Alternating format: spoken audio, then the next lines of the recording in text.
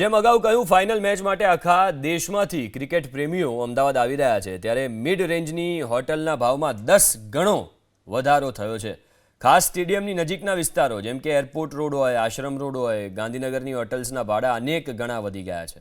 આ વિસ્તારોમાં મિડ રેન્જની જે હોટલો છે એમાં સામાન્ય દિવસોમાં જે રૂમ 1500 રૂપિયામાં મળે છે તે મેચને કારણે 15,000માં મળી રહ્યા છે.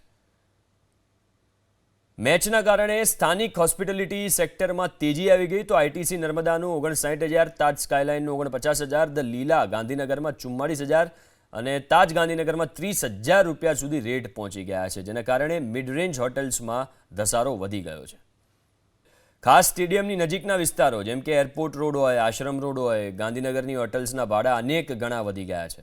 આ વિસ્તારોમાં મિડ રેન્જની જે હોટલો છે એમાં સામાન્ય દિવસોમાં જે રૂમ 1500 રૂપિયામાં મળે છે તે મેચને કારણે 15,000માં મળી રહ્યા છે.